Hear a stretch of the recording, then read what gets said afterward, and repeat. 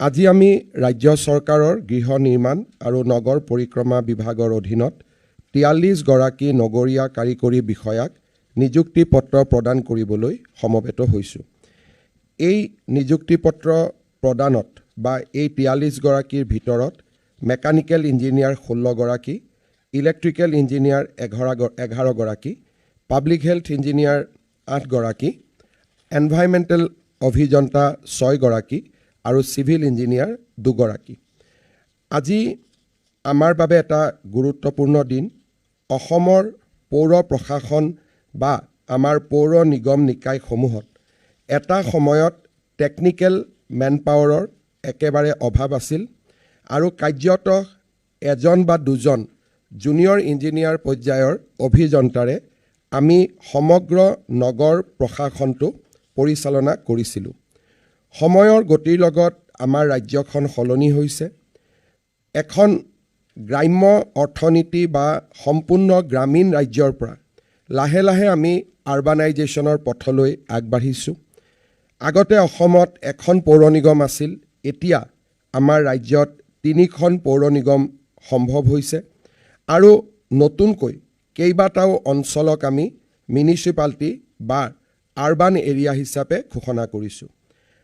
যেতিয়া ৰাজ্যত পৌৰ নিগম নিকায় বা নগৰীয়াকৰণৰ এটা ধাৰা আৰম্ভ হয়, তেতিয়া বহুবোৰ প্ৰত্যাহ্বানৰো আমি সন্মুখীন হ'ব লাগে। আৰবান ছলিড ৱেষ্ট মেনেজমেণ্টৰ পৰা ড্ৰেইনেজলৈকে আৰু হাউচিং প্লেনিঙৰ পৰা ফায়াৰ ব্ৰিগেডলৈকে লাহে লাহে আমি জটিল সমস্যাসমূহৰ সন্মুখীন হ'বলগীয়া হৈ গৈ থাকে। বিভিন্ন মহানগৰ বা নগৰত পৰম্পৰাগত 2তলীয়া বা 4তলীয়া বিল্ডিঙৰ পৰিৱৰ্তে যেতিয়া 80 ষ্টৰীড, 80 ষ্টৰীড, 100 ষ্টৰীডৰ বিল্ডিংবিলাক আহিবলৈ আৰম্ভ কৰে, তাৰ লগত বহুবিলাক প্ৰত্যাহ্বানো আমাৰ সন্মুখত দেখা দিয়ে। কেইদিনমান আগতে গুৱাহাটীত এটা কমাৰ্চিয়েল এষ্টাব্লিছমেণ্টত অগ্নি বা ফায়াৰ দুৰ্ঘটনা হোৱাৰ পিছত তাক নুমাবলৈ আমি প্ৰায় 24 ঘণ্টাতকৈও বেছি সময় যুঁজ দিবলগীয়া হৈছিলে। আমাৰ অসমত পাহাৰীয়া, বিশেষকৈ আমাৰ বহুকেইখন নগৰ মহানগৰ পাহাৰৰ মাজত সৃষ্টি হোৱা কাৰণে পানীৰ পৰিবহণ বা পানীৰ সৰবৰাহ, আৰ্টিফিচিয়েল ফ্লাড, কৃত্ৰিম বানপানী আদি আমাৰ নগৰীয়া প্ৰশাসনত এটা ডাঙৰ প্ৰত্যাহ্বান হিচাপে থিয় দিয়ে। তাৰ লগে লগে আমাৰ নগৰীয়া প্ৰশাসনত বিত্তীয় ব্যৱস্থাও এটা অত্যন্ত জটিল ব্যৱস্থা।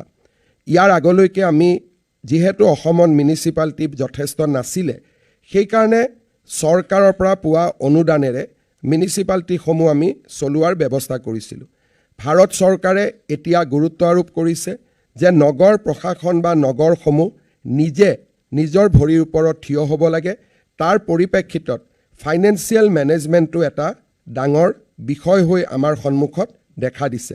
প্ৰপাৰ্টি টেক্স বা প্ৰপাৰ্টি টেক্সৰ লগত জড়িত সমগ্ৰ বিষয়টোক সুশৃংখলিত কৰা এটা আমাৰ সন্মুখত ডাঙৰ দায়িত্ব হিচাপে থিয় দিছে। যোৱা কেইটামান বছৰত আমি এই সমস্যাসমূহৰ লগত যুঁজিবলৈ আমি চেষ্টা কৰিছিলোঁ। আজি আমি GIS ভিত্তিক সম্পত্তিৰ মানচিত্ৰকৰণ, ডিজিটেল আত্মমূল্যায়ন আৰু স্বচ্ছ হিচাপৰ জৰিয়তে পৌৰ নিগম নিকায়সমূহৰ ৰাজহ আমি 30% বিক্ৰী কৰিব পাৰিছোঁ। QR কোডৰ জৰিয়তে ধন আদায়, SMS এলাৰ্ট, আত্মসহায়ক গোটৰ জৰিয়তে কৰ সংগ্ৰহৰ ব্যৱস্থাই পৌৰ প্ৰশাসনত স্বচ্ছতা আনিছে। বিভাগীয় সঞ্চালকালয়তো এটা সম্পূৰ্ণ ডিজিটেল প্ৰশাসন ব্যৱস্থা স্থাপন কৰা হৈছে। ইউনিফাইড মিউনিচিপাল পৰ্টেলৰ জৰিয়তে নাগৰিকক সেৱা আগবঢ়োৱাৰ বাবে চেষ্টা কৰা হৈছে। UPWOG ডাবল এণ্ট্ৰি এক্ৰুৱেল একাউণ্টিং ছিষ্টেমৰ জৰিয়তে আমি বিত্তীয় স্বচ্ছতা আৰু জবাবদেহিতা আনিবলৈ আমি সক্ষম হৈছোঁ। ইয়াৰ লগে লগে আমি পৌৰ নিগম নিকায়সমূহত কাম কৰা কৰ্মচাৰীসকলক যাতে আমি এটা সুবিধা বা নিশ্চিত ছাৰ্ভিচ কণ্ডিশ্যন দিব পাৰোঁ, তাৰ বাবে কেইটামান দিন আগতে আমি 644 গৰাকী পৌৰ কৰ্মীৰ চাকৰিক আমি প্ৰাদেশিকৰণ কৰিছোঁ। আটাইবোৰ পৌৰ নিগম নিকায়তে এটা সংহত ব্যৱস্থা আনিবৰ বাবে ৰাজ্য চৰকাৰে কেইটামান দিন আগতে আমি গোটেইকেইটা পৌৰ নিগম নিকায়তে বহু ধৰণৰ আমি নিযুক্তি আৰম্ভ কৰিছিলোঁ। বিশেষকৈ এক্সিকিউটিভ অফিচাৰৰ বাবে আমি ৯৬ গৰাকী কাৰ্যবাহী বিষয়া নিযুক্তি দিছিলোঁ। আগতে আমাৰ পৌৰ নিগম নিকায়সমূহত এক্সিকিউটিভ অফিচাৰ স্থায়ী নাছিলে। কোনোবা এজন মেজিষ্ট্ৰেটে তাৰ দায়িত্ব লৈছিলে আৰু অংশকালীন দায়িত্বৰ বাবে নগৰ প্ৰশাসনত গুৰুত্ব দিব পৰা নাছিলে। আমি কেইটামান দিন আগতে 96 এক্সিকিউটিভ অফিচাৰ এপইণ্টমেণ্ট দিছিলোঁ। নগৰীয়া বিত্তীয় সেৱা ব্যৱস্থাটোক সুশৃংখলিত কৰিবৰ বাবে 100 গৰাকী আমি ফাইনেন্সিয়েল মেনেজমেণ্ট অফিচাৰ নিযুক্তি দিছিলোঁ আৰু সেই সময়তে আমি ৯৬ গৰাকী চিভিল ইঞ্জিনিয়াৰো নিযুক্তি দিছিলোঁ। আজি আমি mechanical engineer, electrical engineer, public health engineer, environment আদিৰ লগত জড়িত আমাৰ মেন পাৱাৰ মিউনিচিপালিটিসমূহত ইনফিউজ কৰি আমি মিউনিচিপালিটিসমূহক বা পৌৰ নিগম নিকায়সমূহক আৰু অধিক কাৰ্যক্ষম কৰি তুলিবলৈ আমি চেষ্টা কৰিছোঁ। আজিৰ নিযুক্তি প্ৰদান অনুষ্ঠানৰ এটা ডাঙৰ গুৰুত্ব যে এই নিযুক্তি পোৱা মেন পাৱাৰ বা যুৱক যুৱতীসকলে আমাৰ ৰাজ্যৰ নগৰীয়া প্ৰশাসন ব্যৱস্থাটোক আৰু অধিক শক্তিশালী কৰি তুলিবলৈ সক্ষম হ'ব। যোৱা 5টা বছৰত আমি দেখিছোঁ যে আমাৰ ৰাজ্যত স্বচ্ছ নিযুক্তি আৰু নিযুক্তিৰ বিশেষকৈ আমাৰ ল'ৰা ছোৱালীসকলক শিক্ষা গ্ৰহণৰ পিছত আমি যাতে উপযুক্ত কৰ্মসংস্থাপন দিব পাৰোঁ তাৰ বাবে আমি বিভিন্ন প্ৰচেষ্টা হাতত লৈছিলোঁ। তাৰ পৰিণামস্বৰূপে বৰ্তমানলৈকে আমাৰ যোৱা 5টা বছৰৰ শাসনকালত আমি 1,41,984 গৰাকী যুৱক যুৱতীক আমি বিভিন্ন বিভাগত নিযুক্তি দিবলৈ সক্ষম হৈছিলোঁ। আজি প্ৰদান কৰা এই নিযুক্তিৰ ফলত নিযুক্তিপ্ৰাপ্ত যুৱক যুৱতীৰ সংখ্যা 1,42,029 গৰাকীলৈ বৃদ্ধি পাব। মই মাত্ৰ দুটা কথাৰে সামৰণি মাৰিম। পৌৰ নিগম আৰু নিকায়সমূহ ৰাজ্য চৰকাৰৰ প্ৰশাসনৰ লগত সম্পূৰ্ণ একে নহয়। ইয়াৰ এটা নিজস্ব প্ৰশাসনিক এক প্ৰকাৰ ক'ব গ'লে প্ৰশাসনিক এটা তেওঁলোকৰ নিজৰ এখন প্ৰশাসনিক পৃথিৱী আছে আৰু সংবিধান মতে নগৰীয়া প্ৰশাসন আৰু পৌৰ প্ৰশাসন বা গাঁও পঞ্চায়তক আমি ৰাষ্ট্ৰৰ থাৰ্ড লেয়াৰ অফ গভৰ্ণমেণ্ট বুলি কওঁ। তৃতীয় খলপ আমাৰ 3টা খলপত চৰকাৰ চলে, চেণ্ট্ৰেল গভৰ্ণমেণ্ট, ষ্টেট গভৰ্ণমেণ্ট আৰু তৃণমূল পৰ্যায়ত পৌৰ নিগম নিকায় আৰু পঞ্চায়তসমূহ ৰাইজৰ বাবে কাম কৰে। এই গোটেই ব্যৱস্থাটোত ৰাজ্য চৰকাৰে প্ৰত্যক্ষভাৱে হস্তক্ষেপ নকৰে। ইয়াত মাত্ৰ ৰাজ্য চৰকাৰে এনকাৰেজ কৰে। সুপ্ৰশাসনৰ বাবে, গুড গভাৰ্নেন্সৰ বাবে ৰাজ্য চৰকাৰে প্ৰয়োজনীয় সহায় আৰু সুবিধা আগবঢ়ায়। আজি আমি নিযুক্তি দিয়া বিষয়া বা আমাৰ যুৱক যুৱতীসকলে ৰাজ্য চৰকাৰৰ প্ৰতিনিধি হিচাপে মিউনিচিপালিটিত কাম কৰিব। কাৰণ আমি এই নিযুক্তিসমূহ ৰাজ্য চৰকাৰৰ দ্বাৰা আমি ক্ৰিয়ান্বিত কৰিছোঁ। তাৰমানে আজি নিযুক্তি পোৱা অফিচাৰসকল ৰাজ্য চৰকাৰৰ বিষয়া হ'ব, কিন্তু তেওঁলোকে পৌৰ নিগম নিকায়ত কাম কৰিব। যেনেকৈ আমাৰ IAS IPS অফিচাৰসকলক ৰাষ্ট্ৰপতিয়ে নিযুক্তি দিয়ে, কিন্তু তেওঁলোকে ৰাজ্য চৰকাৰৰ লগত কাম কৰে। ঠিক তেনেকৈ আজি আমি নিযুক্তি দিয়া বিষয়াসকল বা আগতে নিযুক্তি কৰা আমাৰ গেজেটেড অফিচাৰসকলক ৰাজ্য চৰকাৰে নিযুক্তি দিয়ে আৰু পৌৰ নিগমত তেখেতসকলে কাম কৰে। ৰাজ্য চৰকাৰৰ প্ৰতিনিধি হিচাপে পৌৰ প্ৰশাসন ব্যৱস্থাটোক শক্তিশালী কৰিবলৈ তেওঁলোকে কাম কৰে। সেয়েহে এক প্ৰকাৰ আমাৰ ওপৰত এটা ডাবল কণ্ট্ৰল, অৰ্থাৎ ৰাজ্য চৰকাৰেও আমাক নিয়ন্ত্ৰণ কৰিব আৰু যেতিয়া কোনোবা এটা আমি মিউনিচিপালিটিত কাম কৰিম সেই মিউনিচিপালিটিয়ে আমাক নিয়ন্ত্ৰণ কৰিব। তাৰ কাৰণে আমাৰ দ্বৈত জবাবদিহি হ'ব আৰু আমি এটা বস্তু চাব লাগিব বা আমি এটা কথাত সদায় মনোনিৱেশ কৰিব লাগিব যে মিউনিচিপালিটিসমূহে আমাক যাতে বোজা বুলি গ্ৰহণ নকৰি সম্পদ বুলি গ্ৰহণ কৰে। বহুত সময় যেতিয়া আমি ৰাজ্য চৰকাৰে অফিচাৰ পঠাই দিওঁ, মিউনিচিপালিটিসমূহে ভাবে যে এই বিষয়াজন বা এই অফিচাৰজনে গৈ আমাক সহায় কৰাৰ পৰিৱৰ্তে আমাৰ ওপৰত এটা বোজা হিচাপেহে তেওঁলোকে কাম কৰি আছে। আমাৰ ধাৰণাটো হ'ব লাগিব যে আমি যাতে তেওঁলোকৰ লগত সহযোগিতা আৰু ৰাজ্য চৰকাৰৰ প্লেন প্ৰগ্ৰেমখিনিক ইমপ্লিমেণ্ট কৰাত আমি যাতে এটা খুব পজিটিভ ভূমিকা এটা আমি গ্ৰহণ কৰিব পাৰোঁ। আমাৰ মিউনিচিপালিটিসমূহক লৈ বৰ্তমানলৈকে ৰাজ্যৰ বহুত অভিযোগ থাকে, কাৰণ জনসাধাৰণে দিছপুৰক দেখা নাপায়।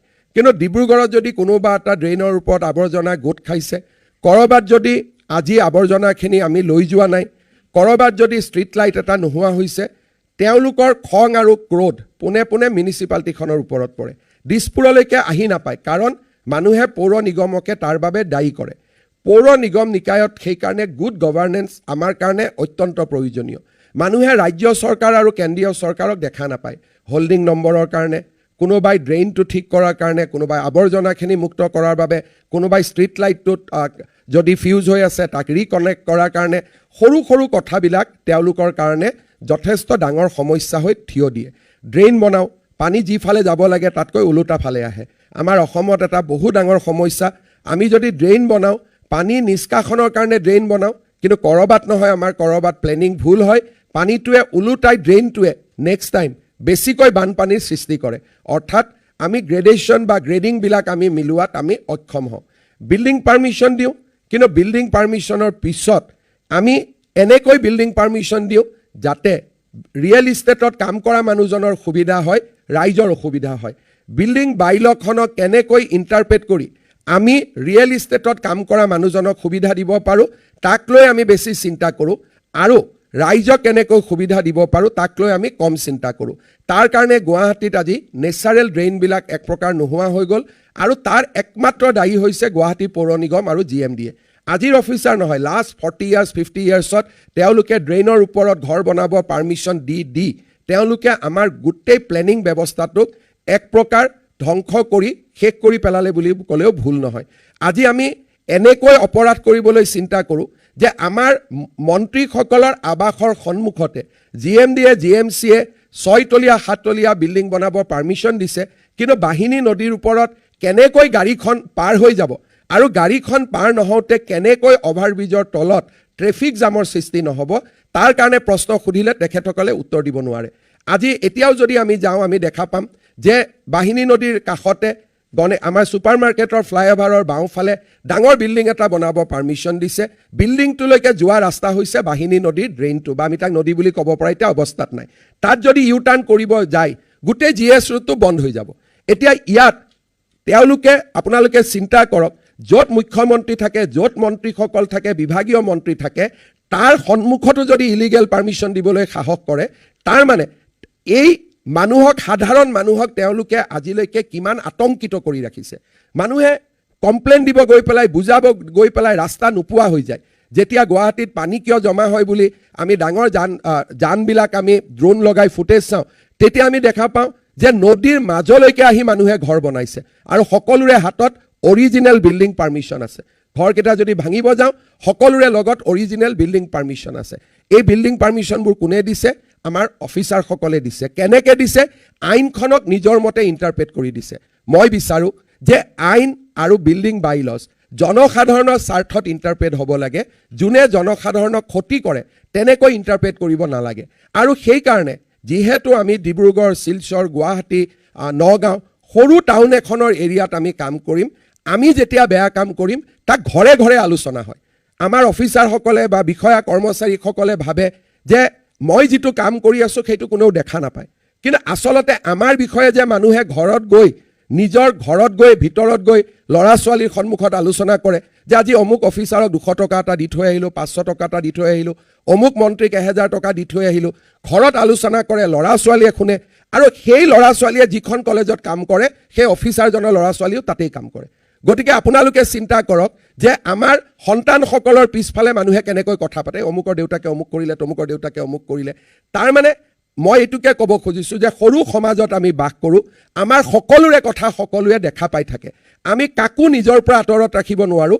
আমি যেনেকৈ ভগৱানৰ ঘৰত গৈ পেলাই আমি লুকাব নোৱাৰোঁ, কাৰণ তেওঁ সকলো দেখা পাই থাকে। আমি ভাল কাম কৰোঁ, বেয়া কাম কৰোঁ, ভগৱানৰ চকুত ধৰাত পৰে। তেনেকৈ আমি ভাল কাম কৰোঁ, বেয়া কাম কৰোঁ, মানুহৰ চকুত ধৰাত পৰে।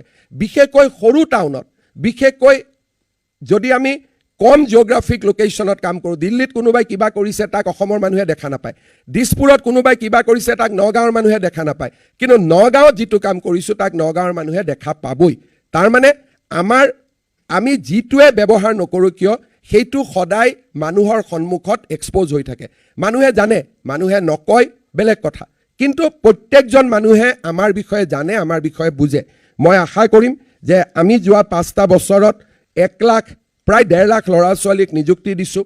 আমি মনতে ভাবিছোঁ যে নিকা নিযুক্তি, স্বচ্ছ নিযুক্তি, আৰু তেওঁলোকে অফিচ কাছাৰীত নিজৰ নিজৰ দায়িত্ব পালন কৰিব যাওঁতে এই আৰম্ভণিৰ স্বচ্ছ শব্দটোৰ অৰ্থ যদি বুজি লয়, আমাৰ অসমত বহুত মানুহ আছে যে মোৰ নিযুক্তিটো স্বচ্ছ হ'ব লাগে, কিন্তু মই যিটো কাম কৰিম সেইটো স্বচ্ছ হ'ব নালাগে।